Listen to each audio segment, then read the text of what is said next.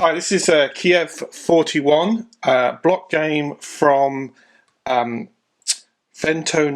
Games. The game design is from Emmanuel Santandrea. Hope I've pronounced your name correctly.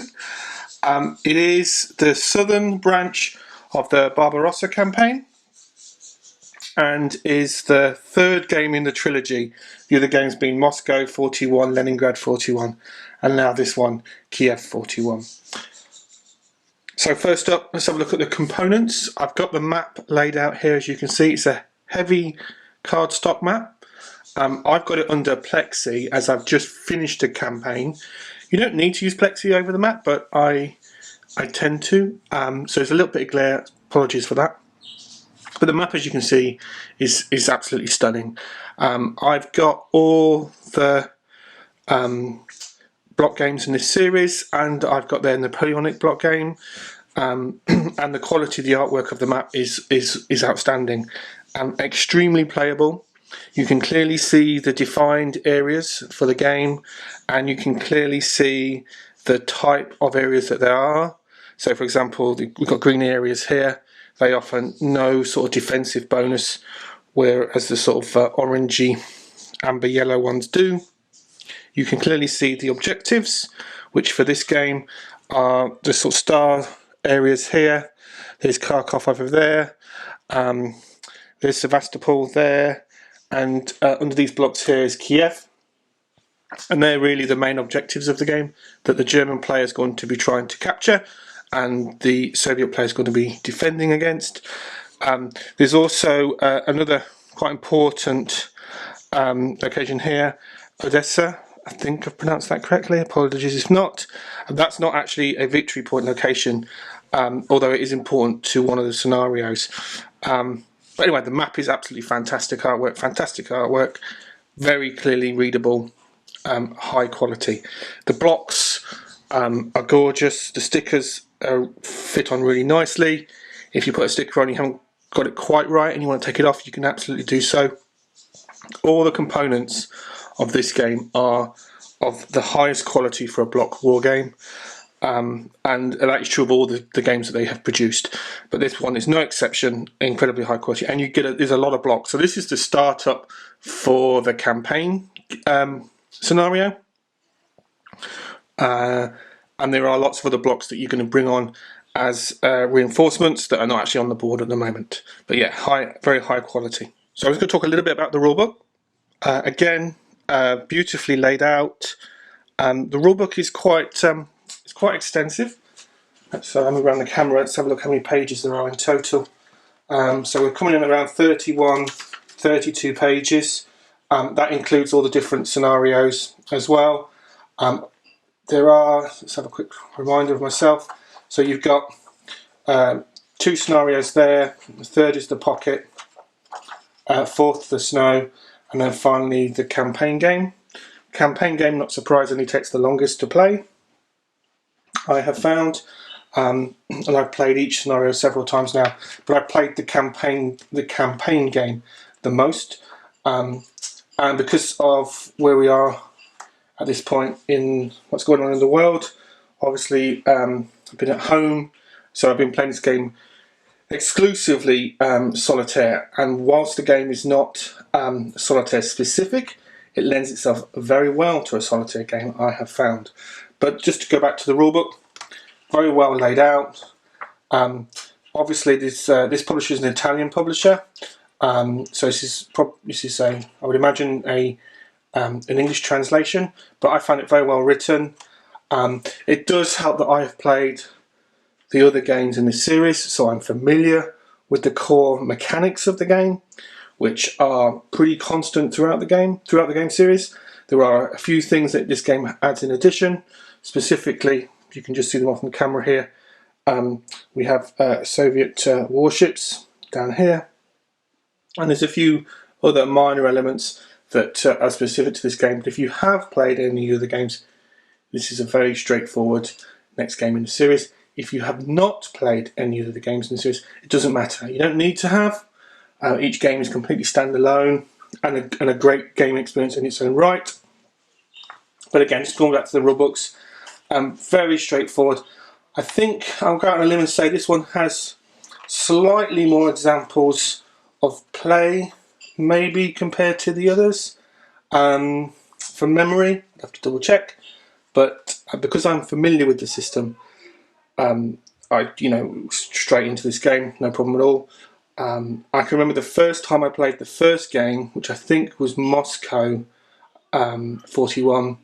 I would say that it took me a little time to read the rulebook a couple of times, try out some combat, try out some movement before I had the mechanics down. But it's a very straightforward system. I would say with the mechanics of the game, they are pretty straightforward. They're very streamlined, but there are quite a bit of chrome to this game. So the actual how combat works is simple, how movement works is simple, how doing an impulse is straightforward, how the turn works is very straightforward, and then there are these absolutely fantastic layer of additional chromatic elements to it that really add to the historic flavour of the game. So I'm just going to sort of talk about the mechanics, the game mechanics elements of the game that I really enjoy. I don't want to go into all the detail. There are lots of other videos on this game series that painstakingly goes through every single how the game mechanic, how all the combat works, etc. But I'm just going to talk about the things that I enjoy about the game in terms of how it plays. So the first thing, obviously, it's a block game. If you're playing two-player, you would have the fog of war. You won't be able to see the opposing blocks. That's always really enjoyable. With this time of the world where we're social distancing, we're all at home. I haven't been able to play this game two-player, so I can't comment on how it plays two-player, but I can talk about how it plays solitaire, and I can sort of imagine how the two-player game would play out. Combat is just incredibly straightforward.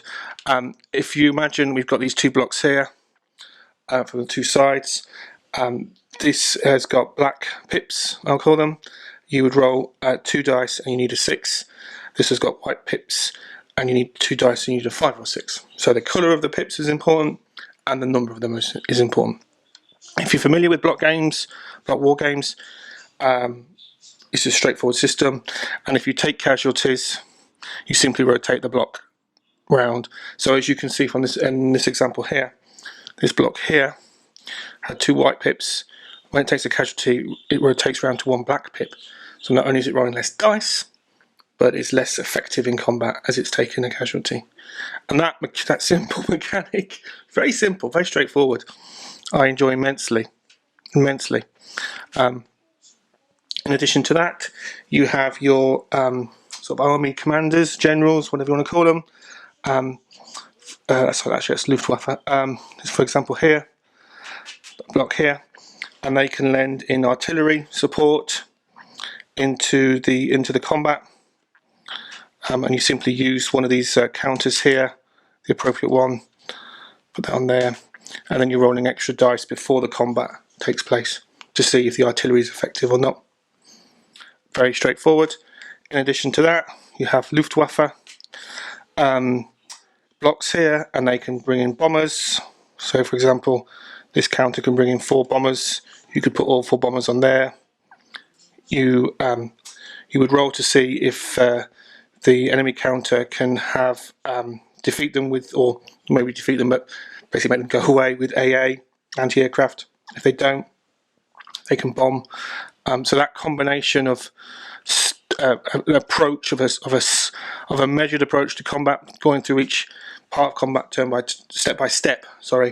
Artillery, bombers, and then the actual combat between the blocks is really satisfying and it's super straightforward combat system.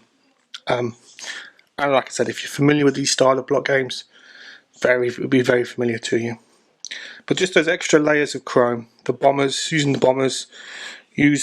the commanders, in addition to this, for this game, which is really interesting, was that you have the Soviet player has some battleships counters here. Let's put them onto there, and they can support onto any coastal combat. And the most specific one that I have found playing the game is around fighting for this location here, which is the objective or if you take this in one of the scenarios, you can win this scenario by taking that objective. And just that extra layer of chrome, incredibly satisfying. The turn structure, again, you're using impulse, it uses an impulse system, so you're activating leaders, commanders. They in turn activate blocks within their sort of command range. So this is 3 pips, and you can then move those blocks as you want to, and then you go into combat. What I would say is that one of the super compelling components of this game that I've talked a lot about other reviews of this game in this series and from this publisher is you cannot keep activating impulses and moving blocks and doing all the fighting that you'd ideally want to.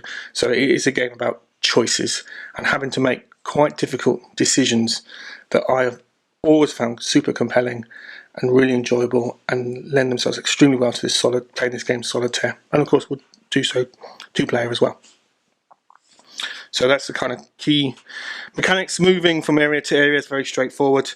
For example, this infantry block has a movement of 3. The green areas cost 1 movement, so you could move 3 into those. The areas on the map that are different coloured have different movement requirements, so that one I think requires 2, so you go 1, 3 into there, so that one 2 and 1. Crossing the rivers, which you will be doing, as you can see in this example here. The blocks actually start in with the river here, the Danube. So as you cross the river to go into combat, the blocks that cross over the river are at a massive disadvantage, and only would roll 1 dice as they cross the river into combat. And again, just an extra layer of chrome, except if it's frozen weather where they don't. So again, it's just this little touches like this that really add to the historical flavour of this game and the game series that I really appreciate and really enjoy. So again, without wanting to go into every single mechanic of the game, which has been covered extensively in other YouTube videos, what I enjoy about this game is by and large what I enjoy about the game system, in that it has a really clear, defined, streamlined turn structure and mechanics. So how you activate your leaders and then move your blocks around, it's very straightforward. There are very difficult decisions to make. All the mechanics in themselves very streamlined, very straightforward, and it's the accumulation of those mechanics, how combat works. For example, how Guderian, for example, here, this is a German commander, and he can basically move along this road to Tula, and as he does so, as you're rolling dice every turn, it's a very straightforward mechanic. You can take over different areas over the Soviet control, and they become those once resource points move over to the German player. It's just an example of a really streamlined, simple mechanic, but adds so much depth and flavour to the game. What I like about Kiev 41, what I enjoyed about all their games from this publisher, is the game has a great historical flavour, and it really does. That really comes across in the mechanics and those extra layers of chrome. That for me, as a wargamer, is one of the things I appreciate the most. I love war games that have streamlined mechanics that make common sense and that have a high level of historical flavour in terms of the presentation of the game. So all the units are all historical. I've got this set up in a historical fashion, and have that history coming through with the chrome of the game. And if a war game has those components for me, streamlined, straightforward, common sense mechanics, combined with a high historical flavour, that for me is a perfect war game. That's what I enjoy about playing war games, and this game has both those two things in spades. Very streamlined, simple mechanics, high level of historical depth, both in the presentation. You know, I'm a stickler. I like games that have the correct formations on the counters and are placed in the correct historical location. That, to me, is important for a game about history. This game has it. I really enjoyed all the scenarios. What I would say is, boy oh boy, the Germans, the Axis player, because it's not just Germans, it's other nations as well in this game. They're going to have a hard time of it. They really are. And that again lends itself very well to solitaire. So when I'm playing at solitaire, I am playing a very offensive Axis player against a very defensive Soviet force. And I can honestly say the Axis forces are going to have a hard time, right? And even playing the first scenario, which is just basically 1 month, so several impulses to try and take either this Odessa location or Kiev. It's a tough scenario, and you can play that over and over again quite quickly to try and see if the Axis can do it. And yeah, it's a challenge. So I enjoy that, and that's partly why it lends itself really well to a solitaire game. Even though it's a block game, you don't have that fog of war element. The scenarios, it is a struggle, and that's historically thematic to this period of history, and I appreciate that. I have not played a game where the Axis have sort of, what's the right word to use, forced their way happily across the map and to try and take Sevastopol. It's just not happened. It just doesn't work that way. It's a tough game for the Axis, predominantly because when the Axis player loses blocks, they're gone. When the Soviet player loses blocks, they can come back and lose reinforcements. That's one of the contributing factors. So you kind of you're making a little bit of way as the Axis player, and then the Soviets are reinforcing their key locations and the different cities that they control.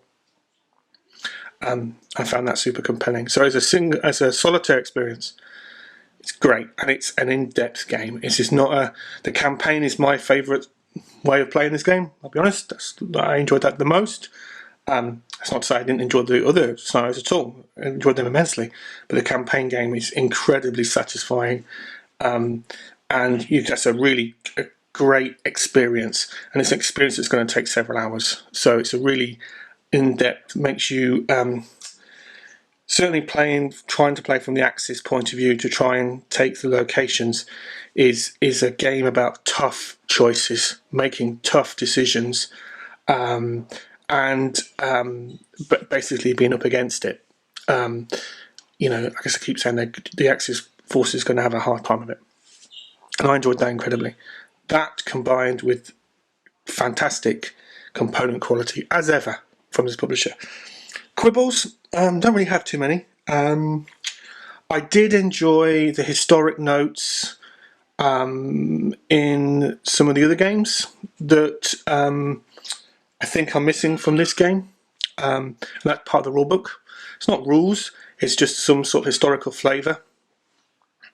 The Barbarossa campaign, I've played lots of games over that campaign and read quite a few books, so I'm familiar with the setting, with the thematic setting, the period of history. But I did enjoy some of those historic notes in some of their other games. In particular, I'll call out that I really did enjoy them in their Napoleonic game, Bloody Monday. So that was missing. So that was kind of like wish they'd put that in. Other than that, I could probably see how, if you are new to this game system, and this is a good one to start with, you don't have to put it in any order. Like I said, you're going to have to read the rulebook several times, and what I would recommend is just setting some blocks up anywhere and just going through combat, going through how the impulse works, going through how movement works. So whilst there are examples of play, maybe an example of a complete impulse would have been good. Other than that, they're the only, and they're very, very, very, very minor quibbles. So overall, excellent production quality. A great, in-depth, very thematic, very historical, but extremely playable. And it has that really in-depth decision-making mechanics that I particularly enjoyed. So yeah, another great game from in the series. I hope that this publisher continues to make these type of block games. I've thoroughly enjoyed them all. I would love to see some other theatres of World War II being covered with these mechanics and this system. That would be awesome. And I'd love to see more historical periods being covered, because I found playing that in their Napoleonics game and their World War II games, the core mechanics lend themselves very, very well to both what is very, very different periods of history. So yeah, brilliant stuff. Thank you very much for watching, yeah, everyone take care in these times. Be safe and stay at home, as they say. Thank you.